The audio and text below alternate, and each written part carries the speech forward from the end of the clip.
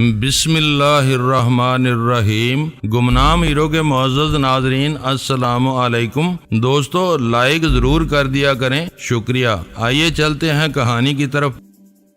ہو سکتا ہے کہ اس نے اپنی وہ گاڑی مذموم مقاصد کے لیے استعمال کرنے کا فیصلہ کر لیا ہو اور اس کا رنگ تبدیل کر کے چوری کی فرضی FIR درج کرا دی۔ جب تک مدعی کی طرف سے چوری چکاری کی ایسی شکایتوں میں گہری دلچسپی کا اظہار نہ ہو، پولیس کوئی سرگرمی نہیں دکھاتی، فائل بند پڑی رہتی ہے۔ اسے 6 ماہ پہلے ہی اندازہ ہو گیا تھا کہ اس کی گاڑی کسی جرم میں ملوث ہو سکتی ہے۔ اس وقت تو شاید آئی مین نے یہاں قدم بھی نہیں رکھا تھا۔ آئی مین کو ذہن سے نکال دو، میں راہ والوں کی بات کر رہا ہوں۔ بعد میں سب ہی نے گٹھ جوڑ کر لیا تھا۔ نہیں ڈینی، یہ بات اہم ہے، اگر وہ گاڑی راہ والوں کے استعمال میں تھی تو راجو اور سیٹھی کو مارنے کے لیے کیسے استعمال ہو سکتی تھی؟ وہ ان کے مایا ناز آدمی رہے ہوں گے، ان کو وہ اپنے ہاتھوں سے ختم نہیں کر سکتے تھے۔ وہ کارروائی ٹام یا نک کے ایما پر ہوئی تھی۔ تم اس بات سے انکار نہیں کر سکتے کہ ٹام، نک، بن، ڈیوڈ اور راہ والے شروع سے ایک دوسرے سے ملے ہوئے تھے۔ میں نے لمحہ بھر کے لیے سوچنے کے بعد بولنا شروع کیا۔ ان کے مقاصد اور اہداف مشترک تھے، اس لیے وہ فراخ دلی سے ایک دوسرے کے وسائل سے استفادہ کر رہے تھے۔ ایسے ہی وقت میں نیلی ڈاج ٹام یا نک کی تحویل میں چلی گئی۔ ان کے مشتبہ کاموں کے لیے وہ کار بہت عمدہ تھی جو ریکارڈ کے مطابق چرا لی گئی تھی۔ راجو اور سیٹھی کا معاملہ سامنے آیا تو انہوں نے اسی گاڑی کو استعمال کرنے کا فیصلہ کر لیا، اور سوبراج نے 6 ماہ پہلے یہ سب سوچ لیا تھا۔ جلال روانی میں کہہ گیا، اس نے منو ان یہ سب نہیں سوچا ہوگا، لیکن اپنی گاڑی کو مجرمانہ مقاصد کے لیے وقف کرتے ہوئے اس کے ذہن میں یہ امکان ضرور رہا ہوگا وہ گاڑی کسی بھی وقت رنگے ہاتھوں پکڑی جا سکتی ہے۔ اسی لیے وہ چوری کی رپورٹ درج کرا کے اس کی ملکیت سے دستبردار ہو گیا۔ یہ بات قرینے قیاس معلوم ہوتی ہے، لیکن اس معاملے میں سوبراج پر ہاتھ ڈالنا مشکل معلوم ہوتا ہے۔ وہ پرخیال آواز میں بولا، کیوں؟ کیا مسلمان معززین جرائم میں ملوث ہو کر ایسی کوئی رعایت حاصل کر سکتے ہیں جس کی بنا پر سوبراج کو نظر انداز کرنا پڑ جائے؟ یہ معاملہ دیکھنا پڑے گا۔ وہ مراعات یافتہ شخص ہے۔ جب سیاسی قوتیں کسی کی پشت پناہی کرنے لگتی ہیں تو کام مشکل ہو جاتا ہے۔ میرا خیال ہے کہ اس وقت چوپڑا نے تمہیں بالواسطہ طور پر سوبراج کی طرف متوجہ کر کے بڑا کام کیا ہے۔ اگر وہ ماضی میں راہ یا دوسری امریکی ایجنسیوں کے رابطے میں رہا ہے تو وہ بلیک کیٹس کا بھی مددگار ہو سکتا ہے۔ اس کو دیکھنا ضروری ہو گیا ہے۔ میں اسے چیک کروں گا۔ اس کے بارے میں عجلت سے کام نہیں لیا جا سکتا۔ وہ ہندوؤں کا غیر متنازع سماجی رہنما ہے۔ اس پر ہاتھ ڈالا گیا تو شدید رد عمل پیدا ہو سکتا ہے۔ ہمارے حکمراں ایسی کسی لہر کو پسند نہیں کریں گے، کیونکہ ان کو اسمبلی میں اپنی اکثریت برقرار رکھنے کے لیے اقلیتی ارکان کی حمایت کی اشد ضرورت ہے۔ یہ تمہارا ذاتی نظریہ ہے جو غلط بھی ہو سکتا ہے، اسی لیے میں نے چیک کرنے کی بات کی ہے۔ مجھے اسلام آباد سے رجوع کر کے دیکھنا ہوگا کہ سوبراج کی موجودہ پوزیشن کیا ہے۔ چوپڑا نے اپنی گفتگو میں براہ راست سوبراج کا نام نہیں لیا تھا، بس جنجلا کر ہندو پنچایت کمیٹی کے ارکان کا ذکر کیا تھا۔ یہ ایک اتفاق تھا کہ نیلی ڈاج کے ریکارڈ پر چھان بین کے سلسلے میں سوبراج کا نام جلال کے علم میں آ چکا تھا۔ میری چھٹی حص کہہ رہی تھی کہ چوپڑا اس بارے میں کچھ اور بھی جانتا تھا۔ اس پر مزید محنت کی جاتی تو وہ کام کی مزید باتیں اگل سکتا تھا۔ چوپڑا حاضر ہے، تم اس کے ساتھ من مانا سلوک کر سکتے ہو، بس اس کا زندہ رہنا ضروری ہے۔ میرا خیال سن کر جلال نے کہا۔ جلال سے ہونے والی گفتگو کی روشنی میں میں چوپڑا سے نئے انداز میں بات کرنے کا فیصلہ کر چکا تھا۔ چوپڑا پلنگ پر آنکھیں موندے لیٹا ہوا تھا اور اس کے دانے سے کراہوں کی ہلکی ہلکی آوازیں برآمد ہو رہی تھی، جیسے اس کی ہڈیاں دکھ رہی ہوں۔ میری آواز دینے پر بھی اس کی غنودہ آنکھیں نہیں کھلی تو میں نے بڑھ کر اسے جھنجھوڑ دیا۔ وہ خوفزدہ آوازیں نکالتا ہوا ہڑبڑا کر بیدار ہو گیا۔ اب کیا ہوا؟ دوبارہ کیوں آئے ہو؟ اس نے خوفزدہ نظروں سے باری باری ہم دونوں کی طرف دیکھتے ہوئے پوچھا۔ جو کچھ اپنے دل میں لیے بیٹھے ہو اگل دو، تمہارے ذہن کا بوجھ ہلکا ہو جائے گا، میں نے چبھتے ہوئے لہجے میں کہا۔ اب کون سی بات رہ گئی ہے؟ میں کہہ رہا ہوں کہ میرا پیچھا چھوڑ دو، کہیں اور جاؤ۔ بلیک کیٹس کے بارے میں تمہیں مجھ سے کچھ کچھ معلوم نہیں ہو سکتا۔ تھوڑی دیر پہلے تم نے اپنی پنچایت کا ذکر کیا تھا، میں نے اسے یاد دلایا۔ ہاں کیا تھا، وہ ملنے جلنے والے لوگ ہیں، شاید کوئی کچھ جانتا ہو۔ تم ان میں سے کس کس کو جانتے ہو؟ میں دھیرے دھیرے اسے راہ پر لانا چاہ رہا تھا۔ میں وہاں آتا جاتا رہتا تھا، سب کو جانتا تھا، مگر میری کسی سے دوستی نہیں تھی۔ اس نے قدرے خاموشی کے بعد جواب دیا۔ شبراج کے نام سے کس حد تک واقف ہو؟ میں نے اس کے چہرے پر نظریں جما کر پوچھا۔ اس کے چہرے پر کوئی تبدیلی رونما نہیں ہوئی۔ اس نے سپاٹ لہجے میں کہا، وہ ان میں سب سے زیادہ عزت والا سمجھا جاتا ہے۔ اس کے دندے کیا ہیں پتہ نہیں، لیکن وہ بہت خوشحال آدمی ہے، دوسروں کے کام آتا ہے۔ کچھ عرصہ پہلے اس کی کوئی کار چوری ہو گئی تھی۔ میں نے سوال کیا۔ مجھے نہیں پتا، تم بلا وجہ مجھے ادھر ادھر کی باتوں سے تھکا رہے ہو، مجھ پر رحم کرو اور میرا پیچھا چھوڑ دو۔ اس پر شبہ کر رہے ہو تو جا کر اس سے مل لو، وہ بہت ملنسار اور کھلے دل کا آدمی ہے۔ وہ کام کی بات تھی، میں گھما پھرا کر اس سے یہی پوچھنا چاہ رہا تھا کہ شبراج سے براہ راست ملاقات کے کیا امکانات تھے۔ اس نے آج خود اس بات کا جواب دے کر میرا کام آسان کر دیا تھا۔ کل تمہارا ریمانڈ ختم ہو رہا ہے، مجسٹریٹ کے سامنے جانے کی تیاری کر لینا۔ مجھے واپسی کے موڈ میں پا کر جلال نے اس سے کہا، بس اب مجھے جیل بھیج دینا، وہ کراہا یہاں میں سسک کر مر جاؤں گا۔ عجیب آدمی ہو، میں احتجاجیہ انداز میں ہنس پڑا۔ کبھی موت کی آرزو کرنے لگتے ہو اور اب موت سے ڈر رہے ہو۔ میں اس زندگی سے عاجز آ گیا ہوں، یہاں دن کا پتہ چلتا ہے نہ رات کا، ہر وقت یہ در و دیوار مجھے ڈراتے رہتے ہیں۔ جب ذرا سا سکون ہوتا ہے تو تم آ جاتے ہو۔ اپنی زندگی سے بڑی حد تک مایوس ہو کر بیزاری کے عالم میں وہاں پڑا تھا۔ ہم اسے اس کے حال پر چھوڑ کر وہاں سے نکل آئے۔ ہم دوبارہ دفتر میں پہنچے تو میز پر ایک رکا جلال کا منتظر تھا۔ اطلاع ملی ہے کہ C9 سے دستی بموں، گولیوں اور میگزین کے پیکٹوں کے سوا پولیس کو ایسی کوئی چیز نہیں مل سکی جو وہاں موجود نامعلوم افراد کی نشاندہی کر سکے۔ جلال نے وہ رکا پڑھتے ہوئے مجھے بتانا شروع کر دیا۔ چوکیداروں نے ایک گورے مہمان کی آمد کی اطلاع دی۔ بعد میں انہوں نے بن ڈیوڈ کی لاش کو پہچان لیا۔ یہ پتہ نہیں چل سکا کہ بن ڈیوڈ کو C9 میں کس کی اجازت سے ٹھہرایا گیا تھا۔ میں نے پوچھا، نیلی ڈاج کے مالک کی طرح بن کا میزبان بھی اہم ثابت ہو سکتا ہے۔ دوسری عمارتوں کی طرح C9 کے سب فلور بھی 2 ماہ سے کرائے پر تھے۔ کبھی کبھار کوئی غیر ملکی اپنی چابی لے کر وہاں آتا تھا اور تھوڑی دیر کے لیے رک کر چلا جاتا تھا۔ جلال نے وہ رکا موڑ کر ایک طرف ڈال دیا۔ کیا یہ باتیں تمہیں قرینِ قیاس معلوم ہوتی ہیں؟ میں نے متجسس لہجے میں پوچھا۔ چوکیداروں کو اس بارے میں جھوٹ بولنے کی کیا ضرورت ہے؟ انہوں نے اول خان کے آدمیوں کو بتایا تھا کہ عمارت کے مالک کے بانجے کو عمارت کی فروخت یا کرایہ داری سے کوئی دلچسپی نہیں ہے۔ جب عمارت کرائے پر اٹھی ہوئی تھی تو وہ کچھ بھی کہہ سکتے تھے، انہیں کسی کو منہ لگانے کی ضرورت نہیں تھی۔ پھر بھی وہ لڑکا کچھ نہ کچھ جانتا ہوگا، میں نے توقع ظاہر کی۔ بن ڈیوڈ کے مر جانے کے بعد یہ سب باتیں بے سود ہو گئی ہیں۔ رہی رسمی کارروائیاں تو وہ فائل کا پیٹ بھرنے کے لیے چلتی رہیں گی۔ بن ڈیوڈ کو زیر کر لینے کے بعد ہم لوگ C9 سے بہت تیزی کے ساتھ فرار ہوئے تھے۔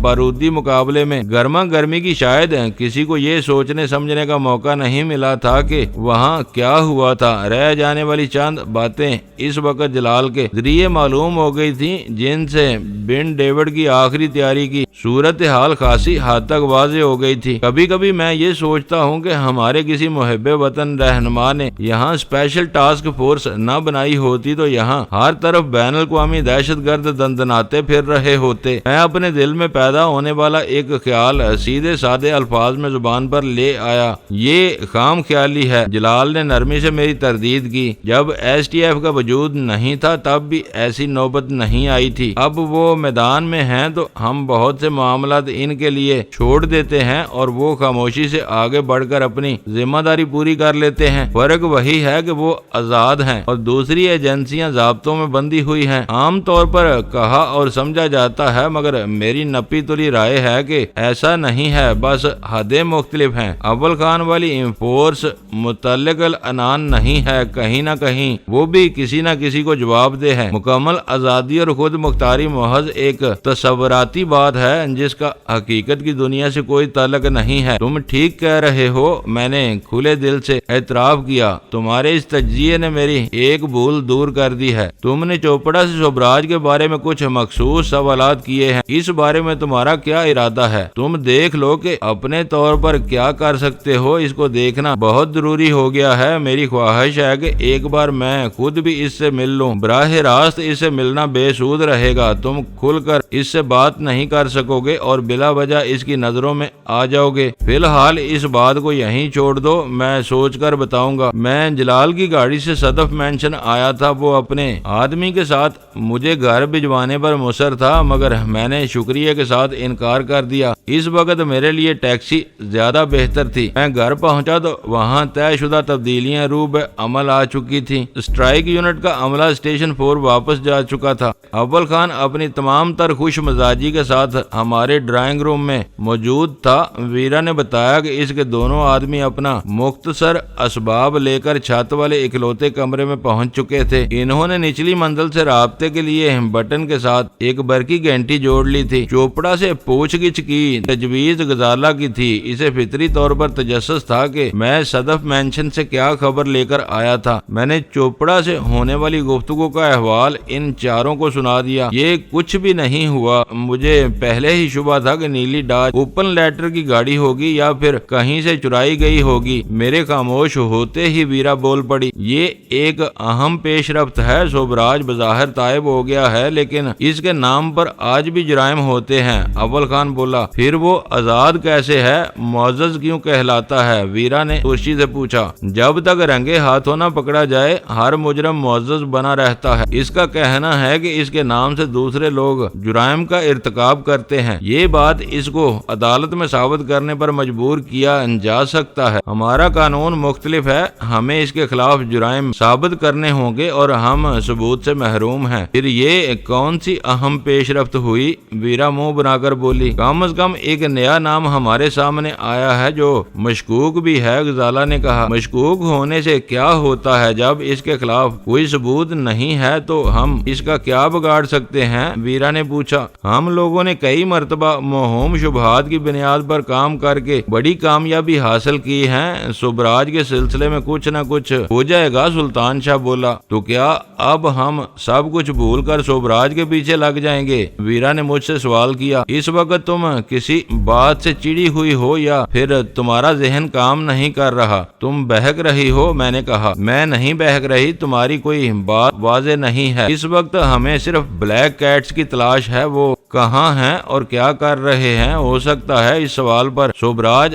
بہتر انداز میں روشنی ڈال سکے۔ ویرا کے ہونٹوں پر مسکراہٹ پھیل گئی۔ اب تم لائن پر آئے ہو۔ بلیک کیٹس موقع پاتے ہی ہم پر وار کریں گے، بلکہ ان کا زیادہ زور تم پر ہے۔ مجھے اس کا احساس ہے۔ ویرا کو جواب دے کر میں اول خان کی طرف متوجہ ہو گیا۔ کیوں نہ میں ٹام یا نک سے بات کر لوں؟ کل رات ٹام سے بات کر کے کیا ملا تھا جو اب مل جائے گا؟ اس نے پوچھا۔ پچھلی رات وہ ڈینی سے بات کر رہا تھا، اس لیے بھڑکا ہوا تھا۔ بن ڈیوڈ کے غیر متوقع انجام نے بھی اس کے اعصاب کو متاثر کیا تھا۔ اس وقت میں کرنل داور بن کر اس سے بات کرنا چاہتا ہوں۔ میں نے اس کی آنکھوں میں جھانکتے ہوئے کہا، انہیں سرکاری صفوں میں اس وقت اپنے کسی ہمدرد کی شدید ضرورت ہے۔ کوشش کر لینے میں کوئی حرج نہیں ہے۔ اس نے اسبات میں سر ہلا دیا۔ تم کو تو کوئی اعتراض نہیں ہے؟ میں نے جان بوجھ کر ویرا سے پوچھا۔ مجھے ویرا کی طرف سے کسی ترش جواب کی توقع تھی، لیکن اس نے رسانیت سے کہا، کچھ نہ کرنے سے کچھ نہ کچھ کرتے رہنا بہتر ہوتا ہے، لیکن یہ یاد رکھنا کہ بن ڈیوڈ کی ہلاکت کے بعد وہ مشکل ہی سے کسی پر بھروسہ کریں گے۔ اس وقت وہ اپنے سائے سے بھی بھڑک رہے ہوں گے۔ وہ صحیح سمت میں سوچ رہی تھی۔ پچھلی رات بن ڈیوڈ کے مخصوص اپریٹس پر ٹام سے بات کرتے ہوئے میں نے اسے یہ باور کرانے کی کوشش کی تھی کہ بن میرا یعنی ڈینی کا قیدی تھا، مگر اس نے میری بات تسلیم کرنے سے انکار کرتے ہوئے کھل کر کہہ دیا تھا کہ مجھے پاکستان کی سرکاری ایجنسیوں نے پالا ہوا تھا۔ ٹیپ کا وہ بند اکثر امریکی دہراتے رہتے تھے۔ ہماری تحویل میں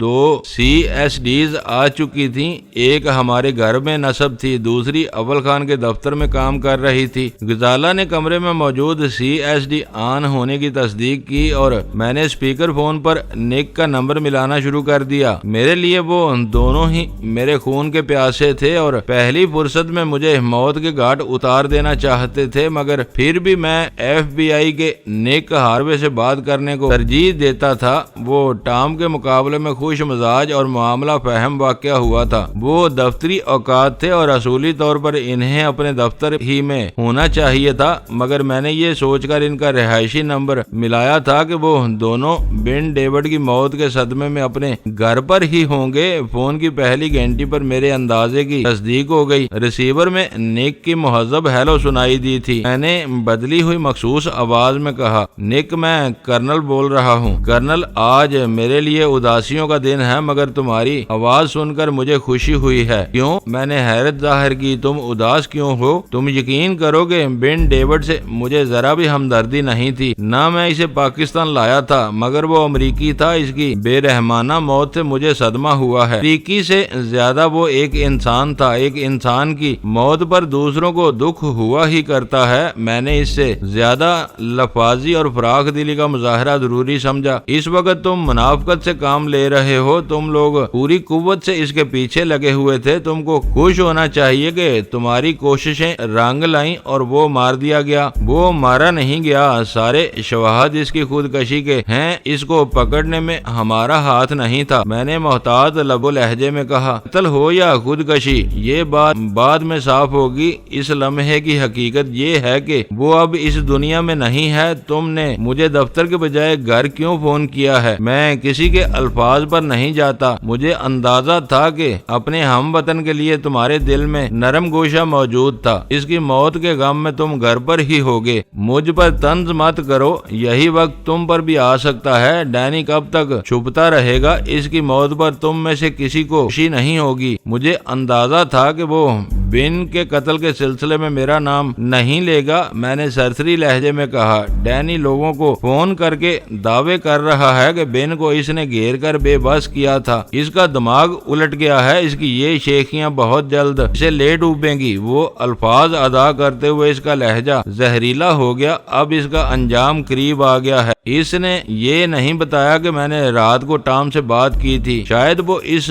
اعتراف میں اپنی سبکی محسوس کر رہا تھا۔ میں نے اس بارے میں مزید کوئی بات کرنے کی ضرورت محسوس کیے بغیر جواب دیا، اگر یہ بات درست ہے کہ اس نے بن کو گھیرا یا مارا ہے تو اب اسے لگام لگانے کی ضرورت ہے۔ وہ اپنی حدود سے تجاوز کر کے ہمارے کاموں میں دخل انداز ہو رہا ہے۔ یہ تمہارے دل کی آواز نہیں ہو سکتی۔ تم مجھے فریب دے رہے ہو۔ نک کی آواز سے بے اعتباری مترشح تھی۔ نک، یہ فریب نہیں، سیدھی سی عام فہم بات ہے۔ ایک فرد کی وجہ سے دو ریاستوں کے تعلقات کو نہیں بگاڑا جا سکتا۔ اسی بنیاد پر ہم تم سے بن کے بارے میں الجھ رہے تھے۔ افراد آتے جاتے رہتے ہیں، ریاستیں صدیوں قائم رہتی ہیں، ان کے مراسم میں بگاڑ پیدا نہیں ہونا چاہیے۔ اگر صرف اتنی ہی بات ہے تو مجھے حیرت ہے کہ میں تمہارا مدعا کیوں نہیں سمجھ سکا۔ ہم کو ڈینی اور بن کے تبادلے پر کوئی سمجھوتا کر لینا چاہیے تھا۔ یہ تجویز تمہاری طرف سے آ سکتی تھی، میرا ذہن اس طرف نہیں گیا۔ میں نے مکاری سے کام لیتے ہوئے کہا، بن کو مفت میں گنوا دینے کے بعد اس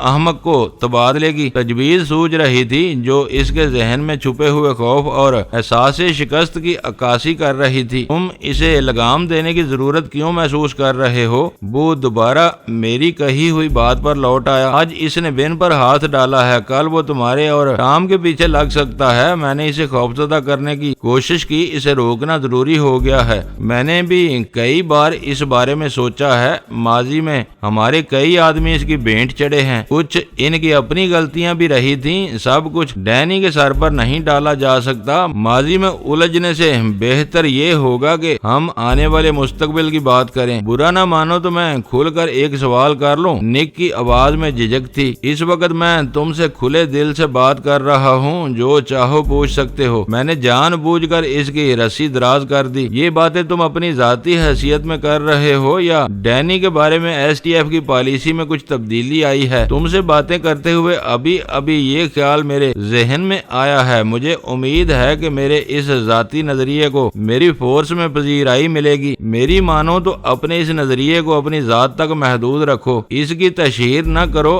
भीड़ में हर ख्याल और नजरिया गुम होकर रह जाता है, फिर इससे क्या फायदा होगा? मैंने अनजान बनकर पूछा। मेरे दिल की बात दिल ही में रह जाएगी, ये बर्बाद होने से बच जाएगी।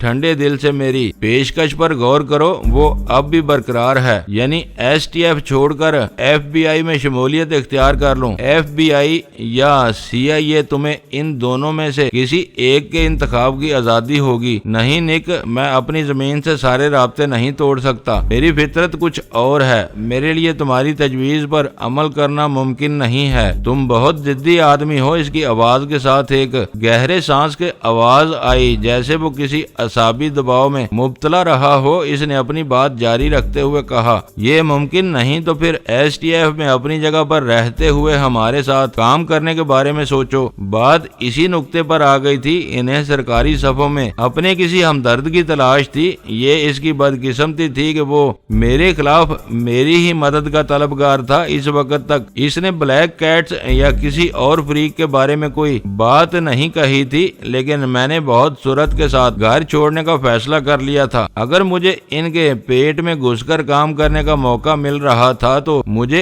अपने मुफाद की खातिर इससे भरपूर फायदा उठाना चाहिए था। एक इम्कान ये था कि शायद ब्लैक कैट्स ने हमारा घर देख लिया था। कर्नल दावर की हैसियत से मेरा इस घर में रहना सहना नाकाबिले तलाफी पेचीदगियों को जन्म दे सकता था। इस जिम्मन में सबसे ज्यादा नुकसानदेह बात ये थी कि चाय के सर्वे के लिए आने वाली लड़की इस घर में मुझे और वीरा को यकजा देख चुकी थी। मैंने आर्जी तौर पर इसे नजरअंदाज करने का फैसला कर लिया था। इन लोगों के नेटवर्क में इसकी कोई अहमियत नहीं थी। मुझे इब्तदा से यकीन था कि इसकी आर्जी खिदमात भारी मुआवजे पर हासिल की गई होंगी और नाकाम सर्वे के बाद इससे कतई तल्लक कर लिया गया होगा। अगर मेरे खदोखाल इस लड़की के जहन में महफूज रह गए थे, तब भी ये खदशा नहीं था कि वो दोबारा मेरे दुश्मनों से मिलने में कामयाब हो सकेगी। किसी भी शनाख्त के खतरे से बचकर कर्नल दावर का बहरूप निभाने के लिए ये जरूरी था कि मैं घर को खैरबाद कहकर स्टेशन 4 मुंतकिल हो जाऊं। हर तरफ से मैदान साफ होने के बाद मैं अपनी सहूलत के मुताबिक दोबारा अपने मामूल की तरफ लौट सकता था। क्या ये STF से गद्दारी नहीं होगी? मैंने दानिस्ता कुछ वक्फा देकर सवाल किया। गद्दारी कोई अफाकी हकीकत नहीं होती। मेरी नजरों में अपने ज़मीर के खिलाफ काम करना गद्दारी के जिम्रे में आता है।